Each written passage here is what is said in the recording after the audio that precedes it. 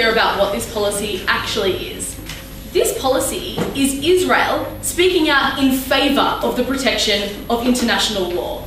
It's Israel saying that law is important, and the fact that you have broken the law is something we care about, no matter whether or not it's in our pragmatic interest or we're capable of actually prosecuting you. So every single thing Meredith just told us about how this feeds into a problematic rhetoric of Israel is untrue. This says Israel will try you for a crime you have committed. It will try you publicly, and if you happen to be acquitted, Mr. Speaker, then the Israeli judicial system works because there wasn't enough evidence to actually put you in jail, and we are not just doing what's in our national interest, but what is actually the right thing to do. We think this says very good things about Israel. I'm going to deal with the first part of Meredith's extension about acting with impunity now, and I'm going to deal with the rest of it in our extension. In our extension, we're going to tell you two things. This is in Israel's interest, both in a domestic sense and in a diplomatic sense, and we'll engage with a lot of their extension now. So first, acting with impunity, this idea that Israel can do whatever it wants and how it's actually connected. First of all, Meredith told us that Israel perceives that international law comes second to national interest, and this feeds into that.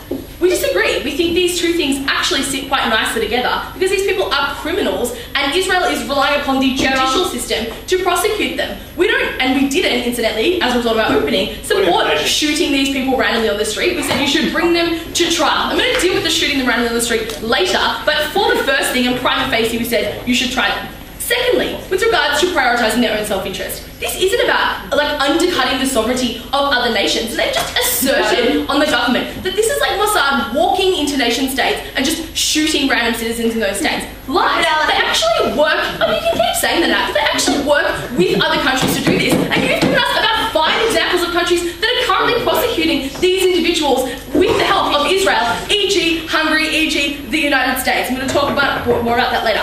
Finally, the Gaza blockade is a very good thing to oppose, and it's very nice rhetorically, but it is not linked to this because the Gaza blockade is illegal. Israel is doing illegal things. These Nazis did illegal things. We think that's not fair. We think that's incredibly important to recognise the difference. You needed to actually prove that they were undercutting sovereignty. You didn't. Okay, on the opening stuff, can we prosecute these people? They said, if we find them, even if we find them, we just can't do anything because of DNA evidence. For a start, as even Anat taught us in her own speech, we're usually not relying on DNA evidence, we're relying on things like documentary evidence or testimony, things that don't expire. Then their second big issue was, these people look different. How does the law even deal with the fact that people age? Oh my god, it has computer technology to tell what you look like, it has evidence to actually put you in the place that you're in. There are things that occur, right? That is ridiculous to say we cannot prosecute these people. But then she said, forgetting that. If these people are found innocent, it just couldn't possibly be worse because it substantiates anti-Semitism. No, it doesn't. Finding these people innocent doesn't tell people you should hate Jews and think they're bad. It says the Israeli judicial system isn't corrupt and people who are actually not guilty or whom there wasn't enough evidence to put in jail will be let off. We think that's an incredibly important statement about the fact that Israel doesn't only care about its national interests, but actually cares about judicial fairness. Finally, she said it substantiates Holocaust denial. We agree entirely with our opening. People who deny the Holocaust are fucking crazy and they will use any random thing we say to deny it. The majority of people are smart enough to not believe in that thing. We think that's important in this debate. We think we can prosecute these people, but to the extent that we can't, we think continuing to attempt to prosecute them is incredibly beneficial. That leads me nicely to my extension. I'll take you, Meredith.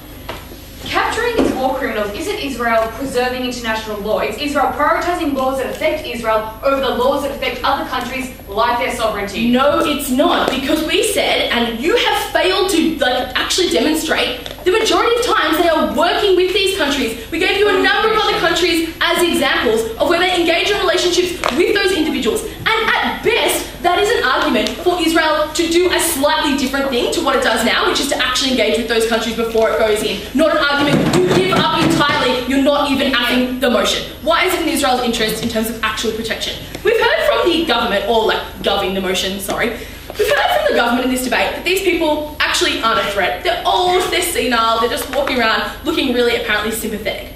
We say they very much might be a threat for a number of reasons. A, because we think they either currently, or at the very least previously, were probably spreading anti-Semitism in the community that they took up residency in. We can see that many of them might be very old now and not doing it actively, we think our model has an incredibly important benefit at stopping them from doing it and also undercutting whatever historical damage they've done for a couple of reasons. A, because if you're a person in that community who has been preached at by this individual, even if it was 20 years ago, the fact that that person is now on trial and the fact that it comes out that they were actually a Nazi war criminal perhaps makes you question how legitimate their views on Jews were. We think that's incredibly important at undercutting whatever power those people had. We think, secondly, even if you can never prosecute one of these people, the fact that we are still looking makes these individuals less likely to live out in the open, makes it harder for them to ever engage in that type of behaviour where they preach to individuals because they're afraid of the Israeli state finding them and taking them to jail and prosecuting them. So to the extent that we can't find them, we think the threat is enough to curtail their behaviour in a really meaningful way. So finally, we think that in terms of anti-Semitism, this sends an incredibly important message that actually anti-Semitism is never okay. That we don't forget about the things that have been said, that we'll continue to fight against them. We think these people are a meaningful threat, and just because they're not Iran doesn't mean they are not a threat to the state of Israel that we should actually care about and actually try and deal with. Secondly, in terms of diplomatic interests. A, we have told you that there are plenty of countries in the world right now who are aiming to prosecute these individuals, like Hungary, like Argentina, like the United States, and like Germany. This says that Israel is giving up on all the efforts that those countries have put in, the money, the time, the resources, and that Israel no longer cares. So to the extent that they want to talk about Israel's diplomatic relationships with these countries, we think if anything, what they do is damage those relations. We think continuing to work in a meaningful sense with these countries to bring these people to justice is really, really beneficial. Secondly, we think it's incredibly important for Israel to continually justify its right to exist. We think that it is important to remind people that Jews were victimised, and so the international community doesn't do exactly what Meredith did and just attack Israel for the things it does now and forget the incredibly important role that the Israeli state plays. We think that's important.